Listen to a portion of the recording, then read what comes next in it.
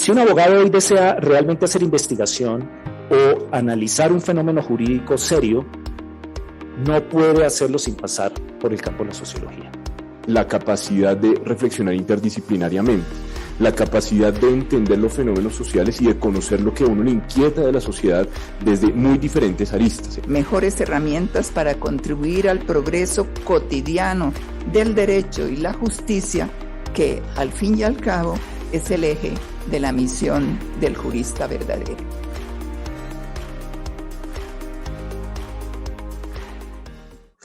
La siguiente conferencista es la doctora Carolina Vergel y su conferencia se titula Una aproximación a la sociología digital, reflexiones jurídicas y en clave de género.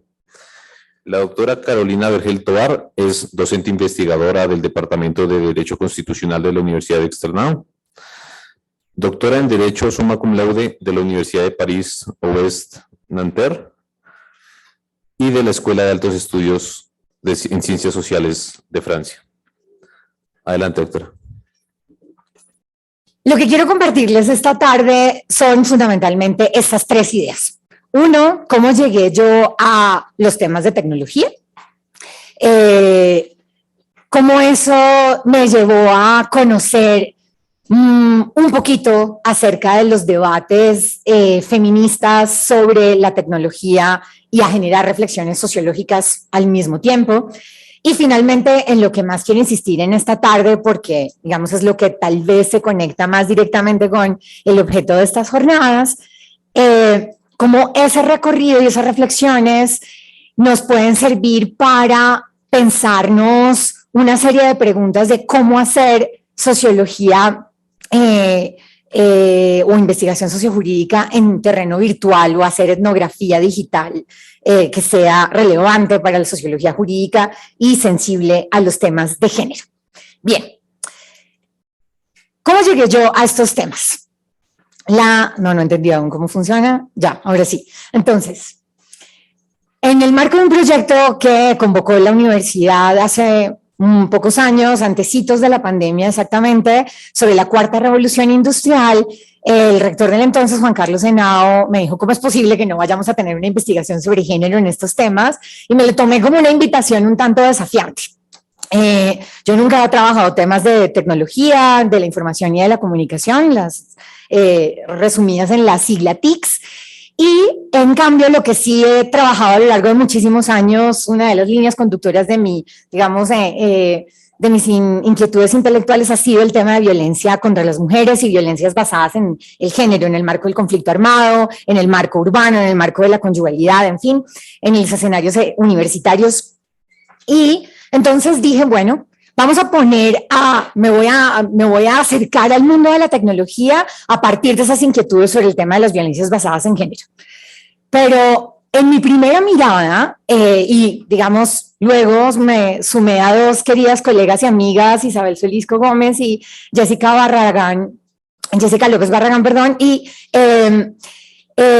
empezamos a sobrevolar la bibliografía sobre el tema y lo primero que nos encontramos es que abundaba toda la literatura sobre el ciberacoso y la violencia en el escenario virtual, ¿sí? Es decir, la tecnología y ese campo virtual como una extensión de las relaciones cotidianas y de la tensión, digamos, entre relaciones de hombres y mujeres y relación con la población LGBTIQ+, en clave de violencia. Y entonces quisimos encontrar un ángulo mucho más original y tal vez un poco más esperanzador y prometedor.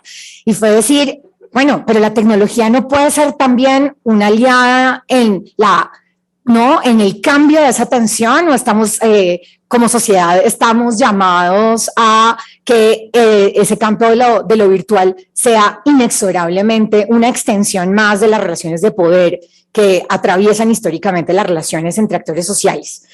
Y entonces buscando más bien ver en la tecnología una posible aliada, un escenario de reinvención de las relaciones de poder y específicamente de las relaciones, digamos, de la violencia basada en el género, empezamos una investigación. Eso dio lugar a la publicación de un capítulo que está en este compendio de esa cuarta revolución industrial. El título lo encuentran ahí: Violencia de género y nuevas tecnologías entre la virtualidad, el activismo y el derecho. Y ya les conté un poco, era la oportunidad de ver esto de los debates entre feminismo y tecnología, propuestas innovadoras, y nos enfrentó al trabajo de terreno en el ciberespacio.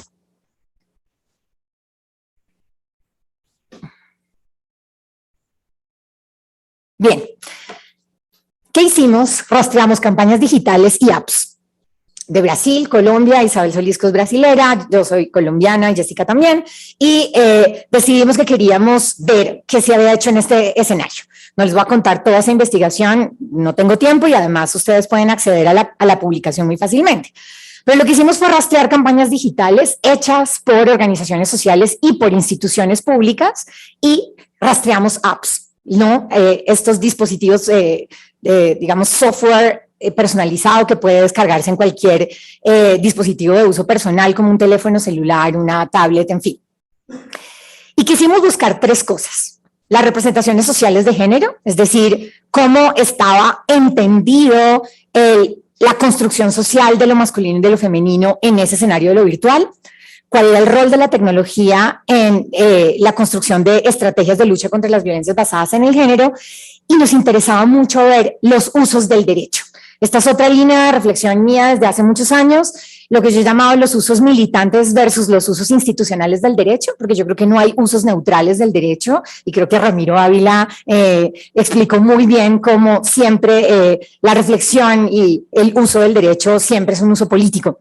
En todo caso, creo que sí hay contrastes y hay tensiones y diferencias muy interesantes entre las posiciones argumentativas y las posiciones, digamos, formales de validez de quienes tienen, digamos, argumentaciones más autorizadas en el mundo del derecho, y creo que ese es el gran contraste entre quienes tienen una carga superior de disimular sus posiciones políticas cuando usan el derecho, y quienes lo pueden hacer de manera más desparpajada. Diciéndolo de manera muy criolla y muy rápidamente, el activismo tiene, entre comillas, la gran ventaja de poder asumir de frente sus posiciones políticas frente al derecho, mientras que el aparato institucional tiene una doble carga argumentativa para disimular esos usos y posicionamientos morales y políticos frente al derecho. Y nos interesaba ver de nuevo en la construcción de todas esas herramientas, insisto, representaciones sociales del género, para qué concretamente se está sirviendo la tecnología y cómo se recurría al derecho. Y quiero contarles algunos hallazgos ya muy en función de lo que quiero compartirles esta tarde en términos de reflexión de cómo hacer etnografía digital. No hicimos nada extraordinario, buscamos en Google, buscamos en estos, y más precisamente en los índices de apps, no va a tener en los hallazgos de las apps, que tiene un teléfono celular. Y entonces les empiezo a llamar la atención sobre este primer condicionamiento de terreno digital, ¿sí? ¿Qué determina que cuando yo me meto a mi elenco de oferta de apps en mi teléfono desde Bogotá, teniendo el perfil de consumo que tengo yo, se despliegue una determinada lista de creaciones tecnológicas? Ese primer mercado de las posibilidades tecnológicas no lo controlo, ¿sí? Y Vincenzo Ferrari lo explicaba súper bien esta mañana, ¿sí? Hay una serie de algoritmos, sobre todo de carácter comercial, que explican quién tiene las prioridades, no solamente en los primeros resultados de Google, está absolutamente estudiado, igualito que está estudiado los patrones de consumo en un supermercado, ¿no? Que es lo que está a la altura de la visión promedio según la estatura promedio de Bogotá, la estatura promedio de Oslo y la estatura promedio de, qué sé yo, de Bamako en Malí, ¿sí? Entonces, ¿y quién se tiene que agachar para comprar un producto y se tiene que estirar? Igualito que en el marketing de supermercado físico, el marketing digital ha estudiado nuestra manera de navegar, ¿sí? Y ha determinado cuál es la oferta que aparece a primera vista. Entonces, dejo esa inquietud rebotando para decirles, ok, cada una desde su dispositivo personal, y luego nos empezamos a divertir buscando no solamente en nuestros teléfonos, sino en la tablet, y viendo qué pasaba cuando buscábamos en portugués y en castellano, porque buscamos en los dos idiomas, y nos dimos cuenta de que el elenco de simplemente, como les decía, algo que voy a resumir aquí muy rápidamente y no tengo tiempo de desarrollar, ese, digamos, marketing digital que en principio no quiere además vender ningún producto, porque ninguna de estas apps ni tiene costo, ni implica adquirir servicios, ni bienes por los que haya que pagar, ¿sí? Es acceder a, ya vamos a ver a qué. Pero con todo eso los resultados eran distintos. En mi teléfono, en el teléfono de Isabel, en el teléfono de Jessica, eran diferentes, las prioridades eran distintas, el tipo de información en la que llegamos fue absolutamente diferente, lo cual nos hace pensar, y no teníamos la capacidad tecnológica para, digamos, analizar esa diversidad de oferta en el marketing digital. En todo caso, encontramos cosas fascinantes. En castellano y en portugués había apps de todos esos países que he listado en la diapositiva. Encontramos un total de 31 aplicaciones creadas desde el 2011, es decir, esto es una estrategia digital que existe hace muchísimos más años de los que nosotros nos imaginamos. Y para simplemente sugerir otro elemento de reflexión sobre el terreno digital, quiero llamar la atención sobre un corpus virtual que encontramos, que no pudimos analizar en ese momento, que fue un total de 14 apps religiosas de credo cristiano o católico que abordaban el tema, que tenían un contenido totalmente, digamos, despolitizado del tema, en donde el derecho no aparecía, es decir, la violencia basada en género no es ni un problema de carácter público, no es un delito, no reenvía a ninguna problemática entendida, digamos, en clave estatal, sino es un problema que una mujer de fe debe aprender a superar para, sobre todo y antes que nada, salvaguardar la unidad familiar. Más allá del contenido teológico y bíblico, digamos, sobre el tema, lo que nos llamó la atención es que a estas apps las caracterizaba el anonimato total de la autoría, la deslocalización total de esa misma autoría, es decir, era imposible saber en qué país habían sido creadas, ninguna iglesia, grupo religioso, grupo, digamos, singularizable como una persona jurídica, se atribuía la autoría del contenido y sumaban un total de 816,000 descargas para el 2019. 14 apps que sumaban ese número de descargas, que nos reenvía una siguiente pregunta que de nuevo voy a dejar rebotando. ¿Qué significa descargar en términos sociológicos y de actitud, digamos, de interacción social? Descargar una app. Yo me declaro no confesional y claramente sumé al número de descargas, ¿no? Para poder indagar sobre ellas. ¿Cuántas apps tienen ustedes en sus dispositivos personales que no volvieron a usar? Que las descargaron para poder ver una exposición de arte interactiva, ¿sí? Para poder acceder a los salones del externado que finalmente nos abren personal de seguridad y no los terminamos usando de esa manera. Por supuesto que yo cargo una cantidad, ¿no? Mi mochila virtual puede estar cargada de una cantidad de apps que si reconstituyéramos nos darían cuenta de mis navegaciones o de mis imposiciones, la app, por ejemplo, para el COVID y este tipo de cosas, y que yo muchas veces ni siquiera limpio en mi teléfono, no tengo necesidad de vaciar. Entonces, la simple descarga, ¿qué quiere decir? Siguiente pregunta que dejo en el aire. Y entonces, ¿qué nos encontramos? Nos encontramos con, de nuevo no voy a contarles todos, y acá hay de hecho un enorme resumen de los hallazgos de la investigación. Nos encontramos con cosas muy interesantes y es que lo virtual es claramente un espacio de catarsis. Nos encontramos con testimonios de mujeres víctimas de violencias basadas en género que es muy difícil conocer, por ejemplo, de hombres gays, de personas trans, que es muy difícil encontrar en otro tipo de registros, ¿sí? Me refiero a otro tipo de registros documentales.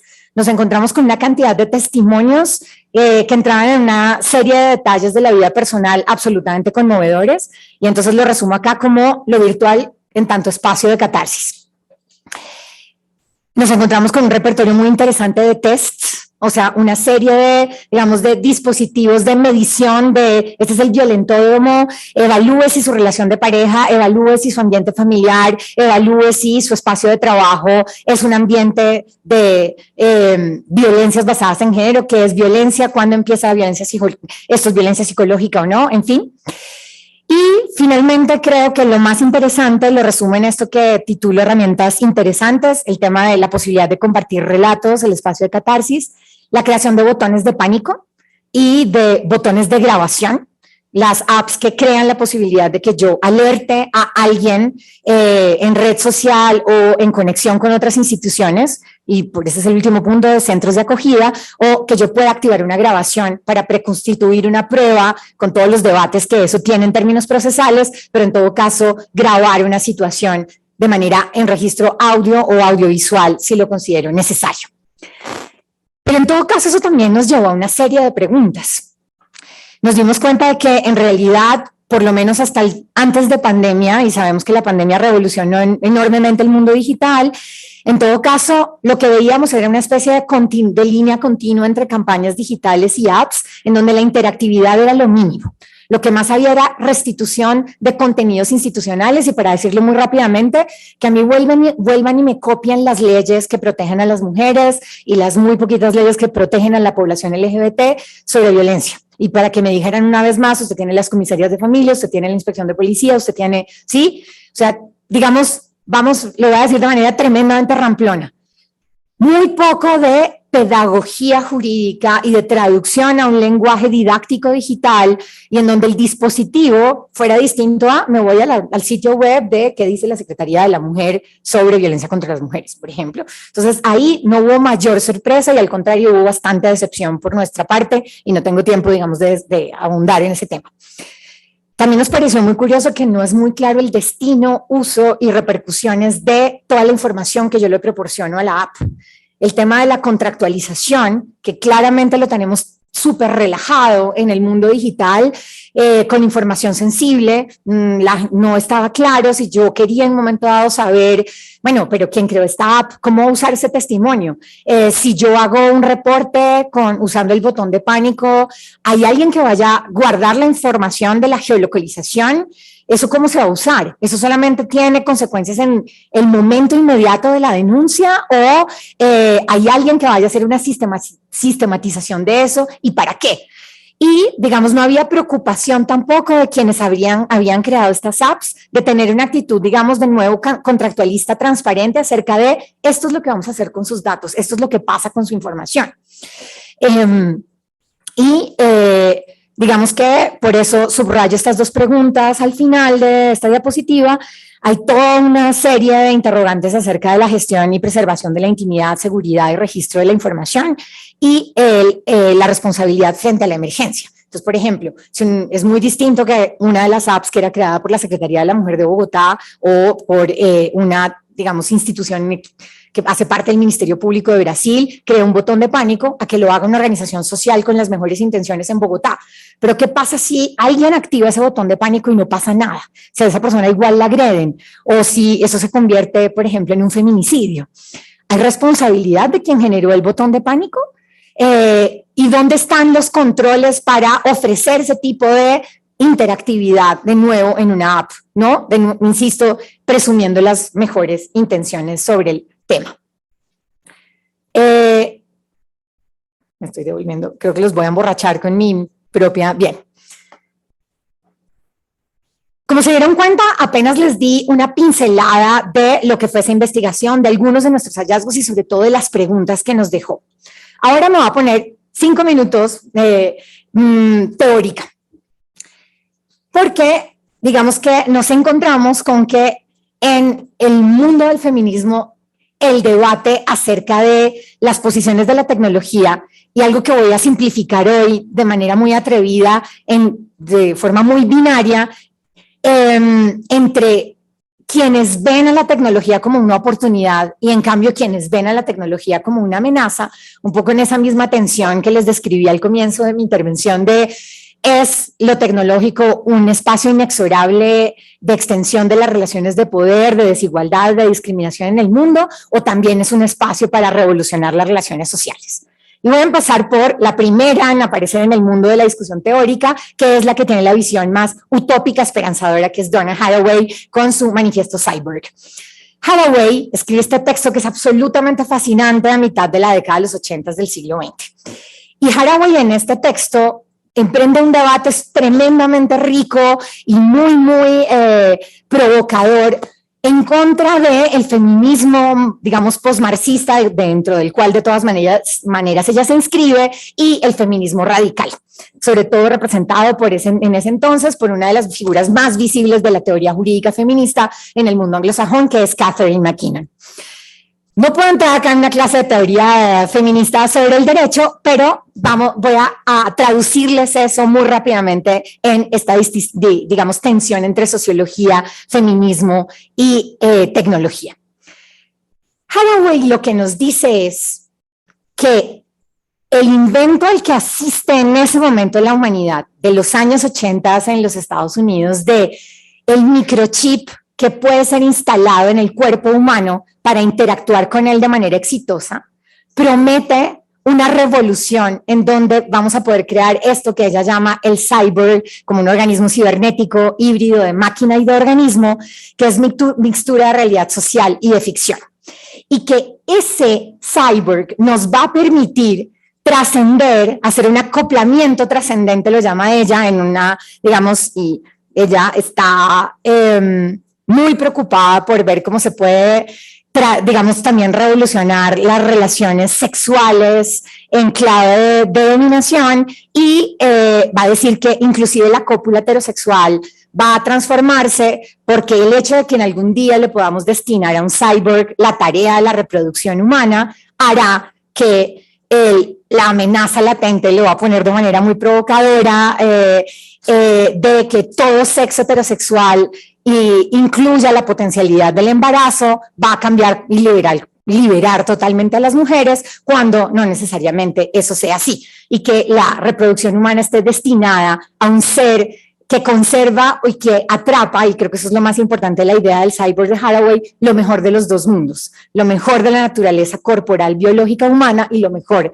de la tecnología que lo sintetiza la robótica.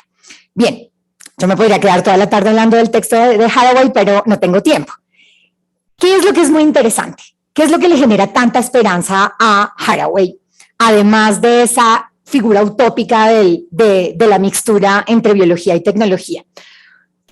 La promesa de la neutralidad del lenguaje matemático, y Ferrari también lo decía esta mañana, muy interesante, y de alguna forma Ramiro Ávila también, y es muy paradójico porque la matemática todavía hoy en día, inclusive con el enfoque de la investigación cuantitativa, nos parece tremendamente neutral.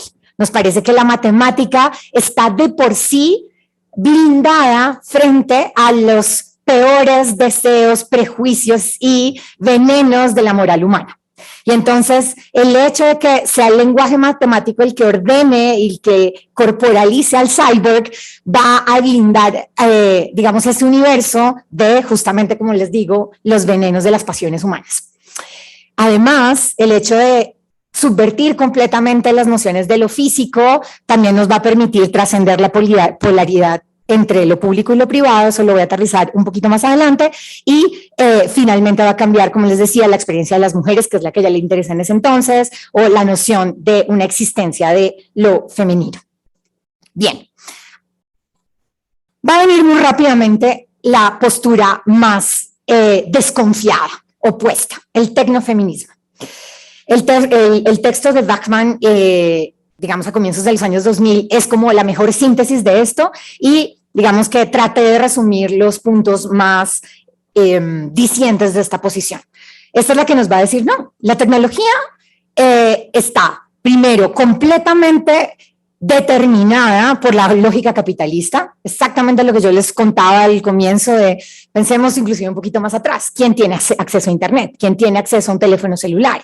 ¿Quién tiene la preparación digital y el alfabetismo digital para saber aprovechar un dispositivo con conexión a internet? Pero además, toda la producción de la tecnología es una fiel hija del proyecto de la modernidad.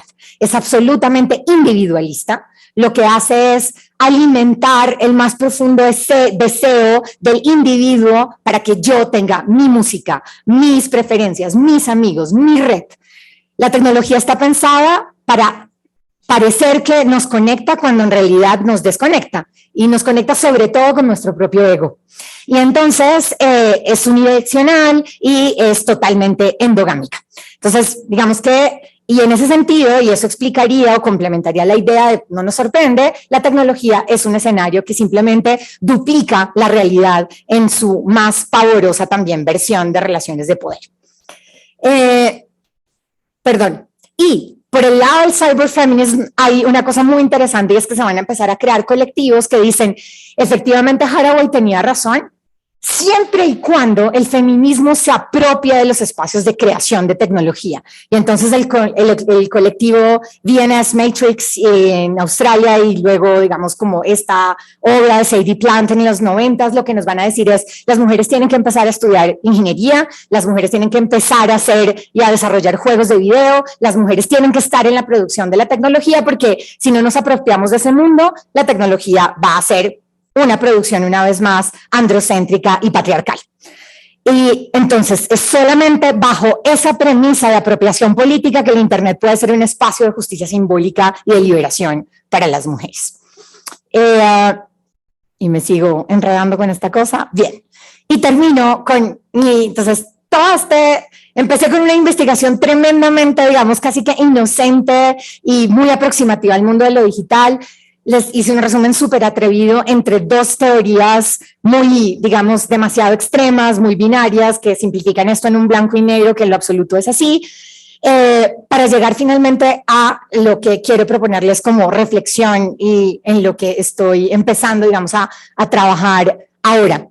Y es, bueno, gracias a esas, digamos, potencialidades y retos que implica hacer una investigación muy, muy concreta en terreno virtual, y gracias a las discusiones que esto puede generar en el mundo de las ciencias sociales y de las teorías críticas sobre el mundo de lo social, creo que llegamos a una serie de desafíos para lo que podría ser una etnografía de lo digital. El primer desafío es entender al Internet como terreno, como eso que uno, cuando anticipa un trabajo de campo, un trabajo de investigación, ¿qué es eso de pensarse y de aprender, de tratar de delimitar el Internet como un terreno? Eso implica una cantidad de desafíos, pero sin duda alguna se pueden resumir en técnicos y las determinaciones del capitalismo. Técnicos. Twitter, en principio, es en este momento una de las ágoras de discusión democrática más amplias que hay. Yo puedo seguirle el rastro a un hashtag, le puedo seguir el rastro a interacciones en torno a unos ciertos perfiles, pero en un determinado tiempo. Si quiero más información, tengo un lapso más o menos de 48 horas para rastrear una serie de hashtags. Después de 48 horas, le tengo que pagar a la compañía para que me dé esos datos. Dicho de otra manera, Big Data es para los ricos, ¿sí? Y además dependo de la fiabilidad de los datos que me dé el dueño de los datos. Por esa razón, necesariamente pensarnos el terreno de lo virtual interpela algo que Vincenzo Ferrari mencionaba esta mañana, y es la transparencia y el carácter verdaderamente democrático de lo que está en el mundo virtual. ¿Qué necesitamos como academia garantizar y exigir para que no dependamos de Meta para hacer investigación social hoy en día? ¿Qué es lo que le vamos a pedir a cambio de darle todos los días millones y millones de datos para que venda y se enriquezca? ¿Sí?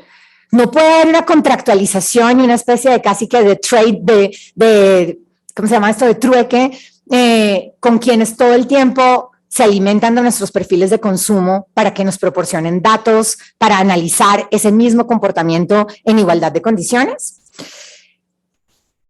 Pero además, eso también tiene una contraprestación. Digamos que yo tengo la plata para pagarle a Twitter. ¿Cómo me almaceno los datos? El costo de almacenamiento de datos es el negocio de Amazon en este momento, ¿sí? El backup del mundo está en manos de muy pocas empresas. Muy pocos estados tienen la plata, el presupuesto para almacenar grandes cantidades de información.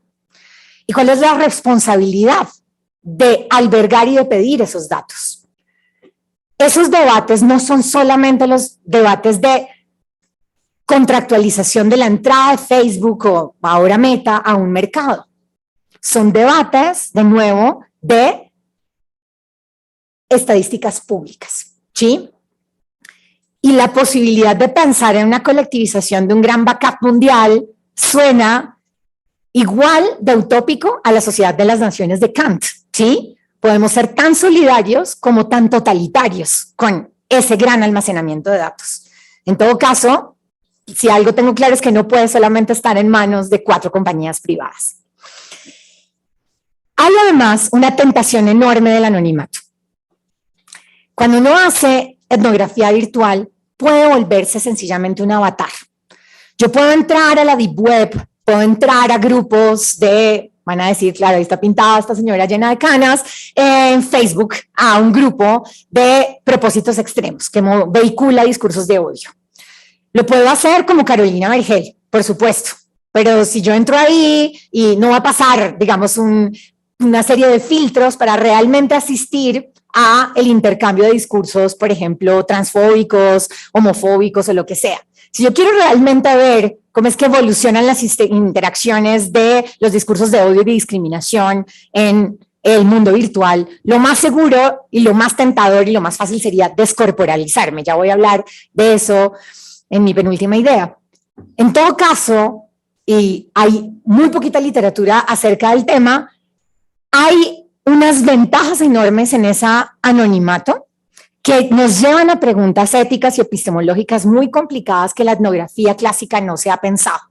Dicho de otra manera, hasta el momento lo más difícil era ver si yo hacía etnografía infiltrada y me hacía pasar por una junkie más, ¿no? Una consumidora de drogas, y si a lo que asistía era ético en la medida en que tenía un estado alterado de conciencia. Los problemas, ¿no? De Howard Becker y de la Escuela de Chicago también evocados esta mañana. En cambio, ¿no? Hoy en día puedo dejar de tener cuerpo, puedo dejar de tener género, puedo dejar de ser una señora burguesa bogotana que enseña en una facultad privada de Derecho, ¿sí? Y puedo crear un avatar para navegar en ese mundo. ¿Qué tanto realmente eso me acerca o lo que hace es que radicaliza mi distancia frente a esos mundos? ¿Qué tanto me permite a mí decir que lo que yo capté realmente es válido en términos de percepción como sujeto social? Creo que ahí hay todo un campo de reflexión tremendamente interesante que, como les digo, la literatura sobre metodología de la investigación digital hasta ahora está abordando.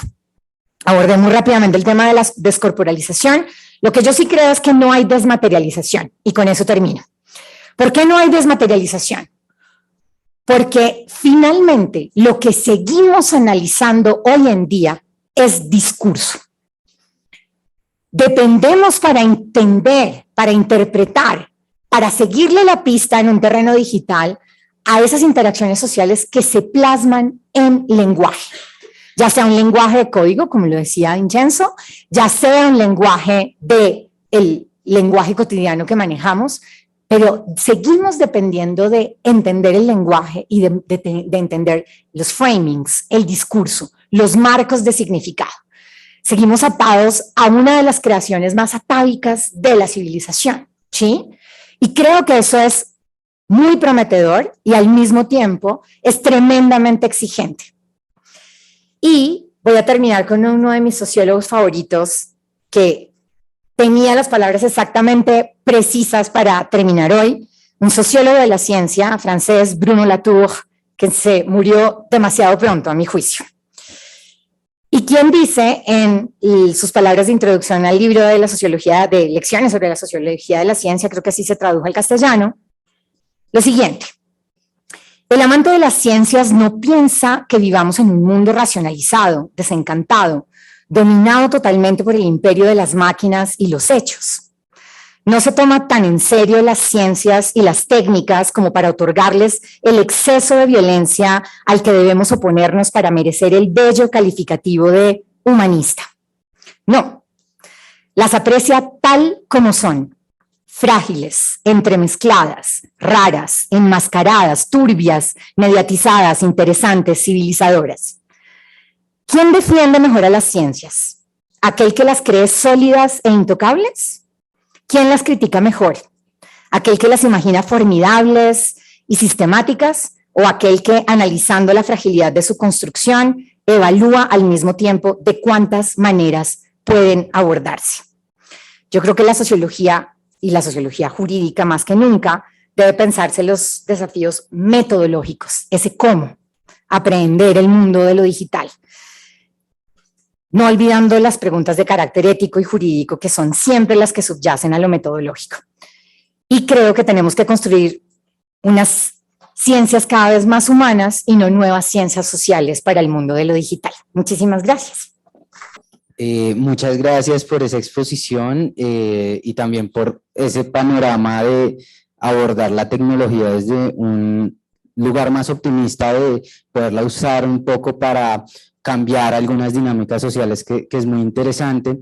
En cuanto al cómo, me preguntaba, uno de los retos que he visto más frecuentemente es que usualmente se tiene el pensamiento de que lo que se expresa en Internet es lo que piensa la gente.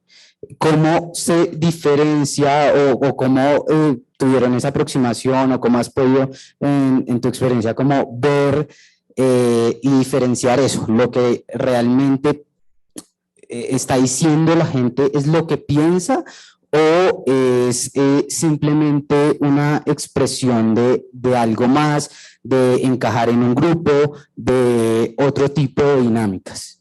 Digamos que hay varias maneras de contestar esa pregunta, la voy a simplificar de la siguiente forma. El tipo de investigación que se está haciendo sobre el análisis de discurso en espacios virtuales, yo diría que se puede clasificar como en, digamos, diferentes tendencias metodológicas. Una es la que opta por tener un papel de actor social participante para poder tener más control sobre el discurso. Entonces, necesariamente tengo que ser alguien que entra en Twitter, en el trending topic, y que genera interacciones, por ejemplo, para... Ahora ya es más fácil descartar quién es un bot, quién es un perfil, digamos, automatizado para animar un determinado, ¿no?, debate con parámetros de discurso determinados. Entonces, digamos, esa primera limpieza de ver quién es realmente un actor social de carne y hueso, si eso es lo que a mí me interesa, es importante y es útil en ese caso. Pero de pronto a mí no me interesa. Inclusive lo que me interesa es ver más bien lo que se dice de otras formas. Entonces, ya la misma plataforma me ha simplificado a mí de alguna forma el análisis de discurso. Twitter predetermina, por ejemplo, formas de expresión. Retuitear, poner like, no sé qué, ¿sí? Es decir, de alguna manera participar en... Por supuesto, yo no tengo el control absoluto para decir qué estaba pensando usted cuando hizo ¿no? Cuando replica es absolutamente imposible, pero claramente lo que sí puedo saber es que usted quiere que el contenido tenga vigencia y aumentar la audiencia. En eso, Twitter me dijo, esta es la posibilidad tecnológica que yo le doy. Entonces, hay una predeterminación que es de alguna manera, una precodificación que me facilita ciertas interpretaciones y que me reenvía. Y pongámonos a pensar, yo he hecho, y lo que más he hecho en mi vida es entrevistas semiestructuradas y etnografía clásica, y puedo decir muchas veces que no sé si en todas las entrevistas yo pude saber si realmente lo que la persona me dijo era lo que pensaba o lo que ella creyó que yo quería escuchar. Es siempre un desafío de la interpretación. Entonces, creo que también por eso creo que le tenemos que tener menos miedo a la interpretación de lo virtual. Lo que pasa es que sí nos impone una carga técnica en donde yo tengo que finalmente plegarme un poco a los códigos de significado de la plataforma. Y hay otra que lo que siempre hace es complementar de todas maneras con entrevistas. Es decir, Yo trato de corporalizar a los actores sociales que a mí más me interesan, los más radicales, en un espacio de participación o lo que sea, y trato de negociar entrevistas, como un último, digamos como una última herramienta de control. Eso simplemente para decir lo que se está haciendo. No tengo tiempo de hacerlo.